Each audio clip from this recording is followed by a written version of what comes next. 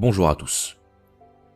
Aujourd'hui, on va parler de Descartes, et plus particulièrement des preuves de l'existence de Dieu chez Descartes.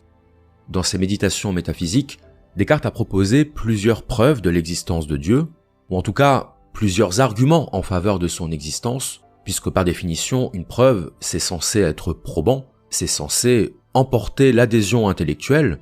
Or, on va voir que ça n'a pas vraiment été le cas. Descartes a été beaucoup critiqué par ses successeurs, et y compris jusqu'à l'époque contemporaine. On citera par exemple le livre de Antonio Damasio, L'erreur de Descartes, dans lequel il montre que Descartes faisait fausse route sur la question du dualisme entre le corps et l'esprit. Damasio se situe clairement du côté de Spinoza sur cette question, à savoir qu'il défend une position moniste, l'idée que le corps et l'esprit sont en interaction permanente. Descartes a été énormément critiqué, de tous bords d'ailleurs, aussi bien par les partisans du rationalisme scientifique que par les défenseurs d'une philosophie chrétienne, les rationalistes reprochant à Descartes sa croyance en Dieu, et les croyants reprochant à Descartes son goût excessif pour la raison. Donc Descartes est en même temps l'une des plus grandes figures de la philosophie française, et l'une des plus critiquées. Faut dire que en France, la critique, c'est un petit peu notre sport national. C'est très gratifiant pour l'ego, la critique. Ça permet de se sentir au-dessus de ceux qu'on critique. Mais peu importe, ce n'est pas le sujet de la vidéo du jour. Le sujet de la vidéo, ça va être d'analyser les preuves avancées par Descartes pour démontrer rationnellement l'existence de Dieu. On avait vu dans la vidéo sur Pascal que, pour Pascal, Dieu ne peut pas faire l'objet d'une démonstration rationnelle, car la foi en Dieu relève de ce que Pascal appelle les vérités du cœur, et que foi et raison ne communiquent pas.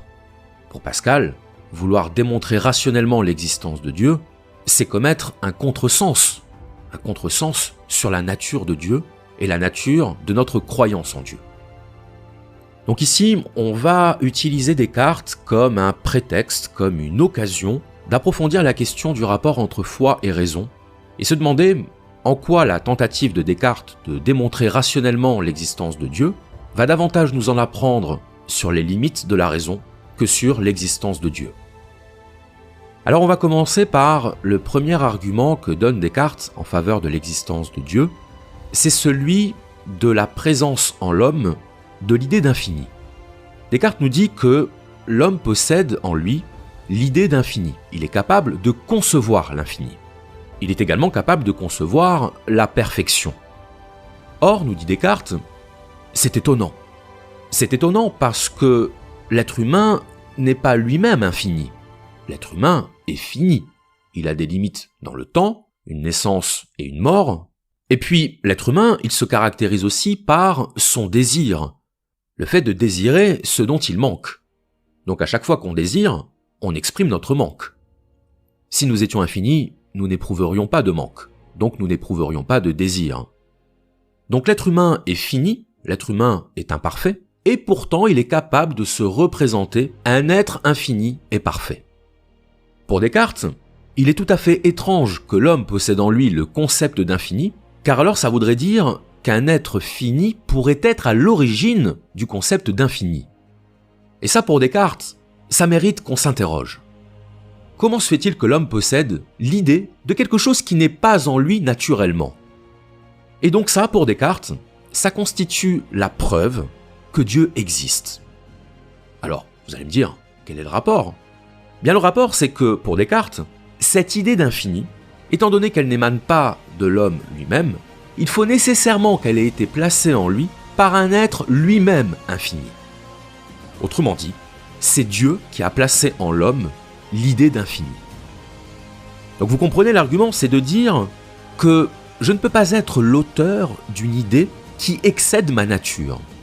Je ne peux pas être l'auteur d'un concept qui ne fait pas partie de mon essence.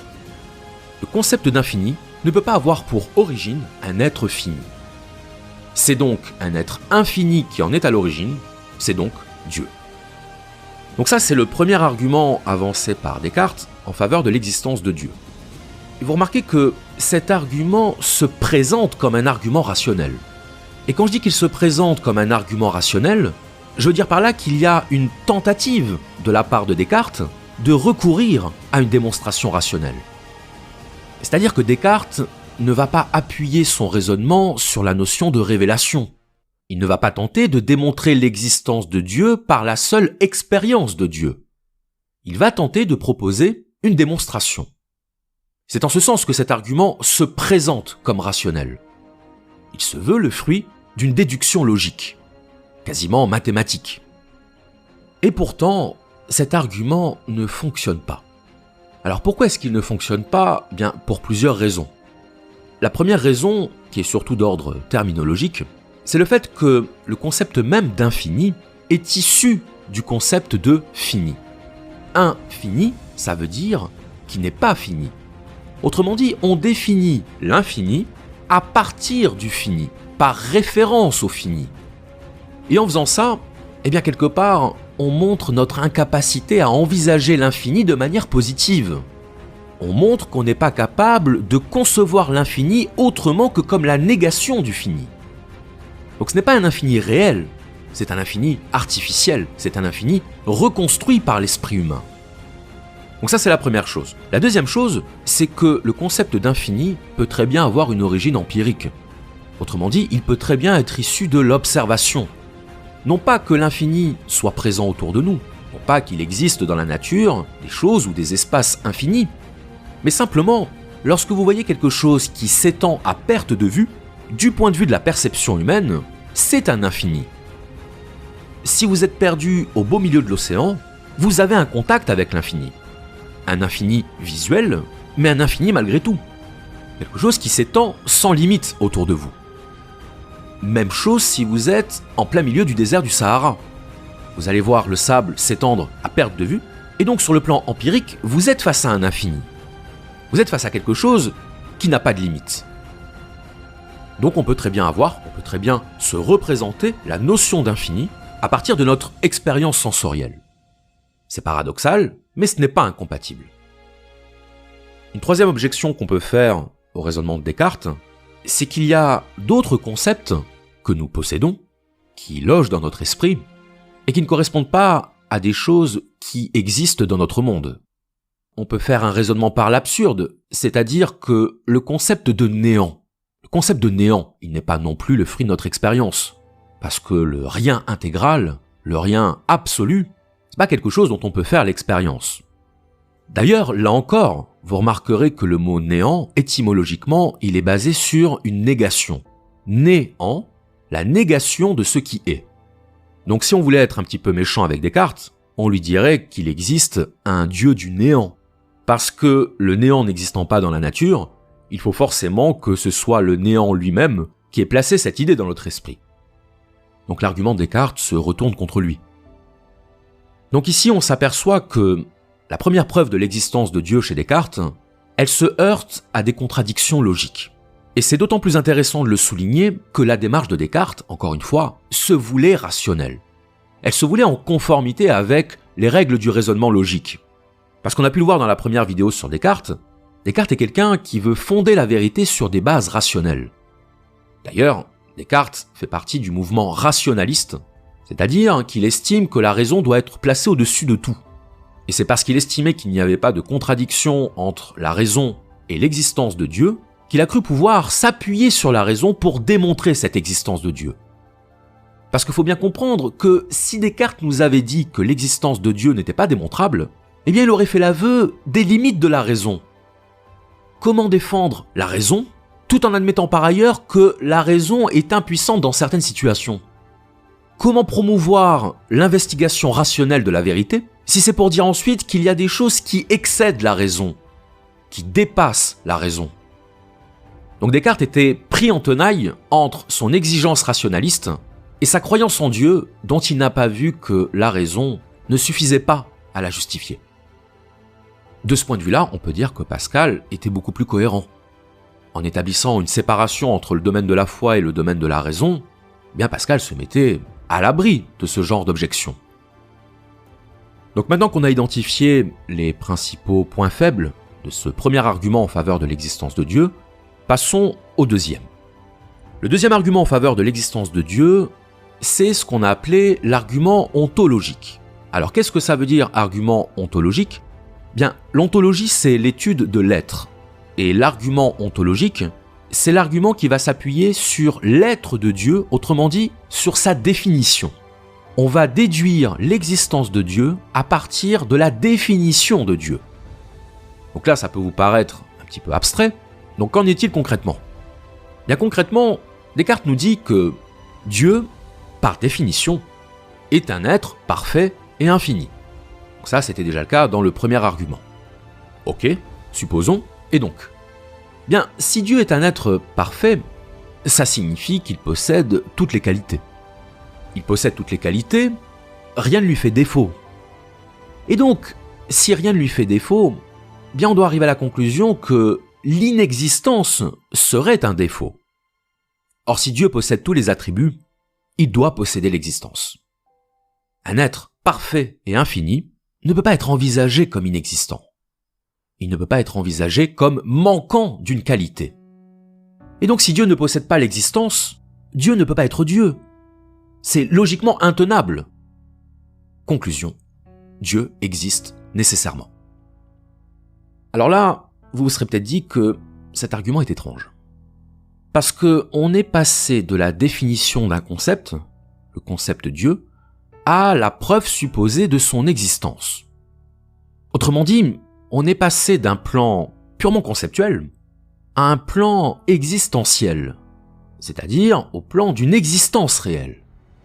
C'est bien ce qui s'est passé dans cette démonstration. On est passé du plan abstrait au plan concret. On est passé d'une définition théorique à une conclusion pratique.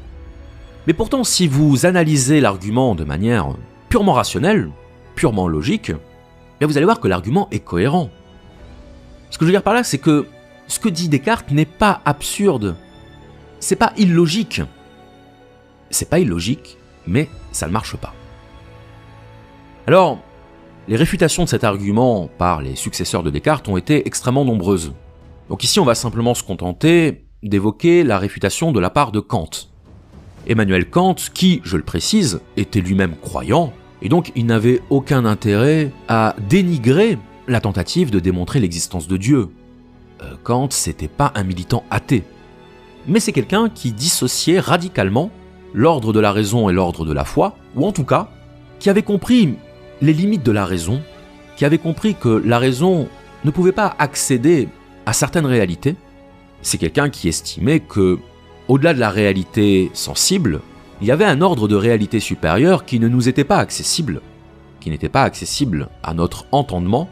Il appelait ça le noumen, la chose en soi, et c'est d'ailleurs le fil conducteur de toute l'œuvre de Kant, à savoir de définir et de délimiter les pouvoirs de la raison. Et comprendre les pouvoirs de la raison, selon Kant, c'est surtout comprendre l'impuissance de la raison. Donc Kant n'avait aucun intérêt à réfuter une démonstration de l'existence de Dieu, mais simplement, par honnêteté intellectuelle, il se refusait d'accorder du crédit à une démonstration qui, selon lui, n'en était pas une. Et ça, il nous le démontre de manière très simple. Voilà ce qu'il nous dit. Il nous dit que si on postule que Dieu est un être parfait, ça veut dire qu'on postule qu'il possède toutes les qualités. On est bien d'accord, si on définit Dieu par sa perfection, bien ça veut dire qu'on inclut dans la définition le fait que Dieu existe. Vous comprenez ? Si vous dites que Dieu est un être parfait, et que vous dites en même temps que l'existence est un élément de cette perfection, ça veut dire que vous avez défini Dieu comme un être existant. C'est ce qu'on appelle un argument tautologique. Un argument tautologique, c'est un argument qui prétend démontrer ce qu'il présuppose. C'est comme si je vous disais, la méchanceté est une caractéristique de la nature humaine, donc les humains sont méchants. Mais mon donc, ma conclusion, elle n'est pas une conclusion, puisque ce que je dis dans ma conclusion, c'est ce que je présupposais dans ma première phrase. C'est ce que je présupposais dans la prémisse de mon raisonnement. Je pars du principe que les êtres humains sont méchants pour en déduire que les êtres humains sont méchants. Mais ça marche pas. C'est pas une démonstration. C'est une pétition de principe. C'est une affirmation qui repose sur elle-même. Donc définir Dieu par sa perfection pour ensuite nous dire que l'existence fait partie de la perfection, pour Kant, c'est le signe d'une démonstration qui n'en est pas une. On ne peut pas démontrer l'existence de Dieu par sa définition.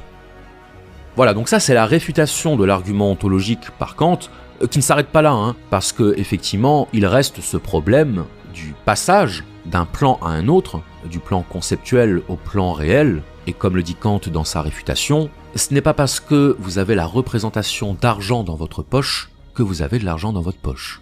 Et ça, je pense qu'on est tous bien placés pour le savoir. Voilà donc, on en arrive au terme des deux arguments énoncés par Descartes en faveur de l'existence de Dieu, et au terme de cette analyse, eh bien on s'aperçoit que la tentative de Descartes a été pour le moins infructueuse. Elle a été d'autant plus infructueuse qu'elle prétendait s'établir sur la raison. Et donc si on voulait être un petit peu sarcastique avec Descartes, on pourrait dire que Descartes a eu trop foi en la raison. Il a cru que l'efficacité du modèle de démonstration mathématique, s'il s'appliquait à tout, s'appliquait nécessairement également à Dieu. Et c'est là où Descartes a peut-être provoqué, malgré lui, le contraire de ce qu'il escomptait. En effet, en voulant réconcilier la foi et la raison, Descartes a finalement opéré le divorce entre la foi et la raison. En voulant conforter la foi par la raison, Descartes a démontré une chose, c'est l'inconciliabilité entre la foi et la raison. Parce que si la raison doit venir au secours de la foi, eh bien ça veut dire que la foi ne parvient plus à se justifier elle-même. Quand Nietzsche écrivait que Dieu est mort, évidemment qu'il ne faisait pas de Dieu un être mortel. Il voulait simplement dire que la croyance en Dieu était morte, parce que la croyance en Dieu a été supplantée par la raison, et notamment par la raison technique. L'être humain a besoin d'idoles, il se construit ses idoles, et ces idoles sont à l'image de ce qui le rassure, de ce qui satisfait son intérêt. Lorsque les hommes n'ont plus besoin de Dieu, ils peuvent s'en débarrasser. Ils peuvent adorer une nouvelle idole.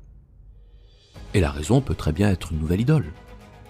Tout ce qui peut être porteur d'espoir peut être porteur de foi. Et c'est pour ça qu'on peut dire que, pas plus que la foi ne se démontre, elle ne se discute. Car ce qui pour nous est porteur d'espoir, ce dans quoi nous plaçons notre foi, nous est propre. Dieu n'est peut-être que la réponse à une question mal posée. Au fond, peut-être que Dieu existe pour ceux qui y croient. Peut-être que Dieu existe comme existe le soleil, c'est-à-dire pour ceux qui le voient, pour ceux qui sont exposés à sa lumière. Parce que de la même façon que le soleil n'existe pas pour ceux qui vivent enchaînés dans la caverne, peut-être Dieu n'existe-t-il pas dans le cœur de ceux qui n'ont pas foi en lui. Ce n'est pas parce que nous avons des raisons de croire que nous croyons. C'est parce que nous croyons que nous trouvons des raisons de croire. Je vous remercie.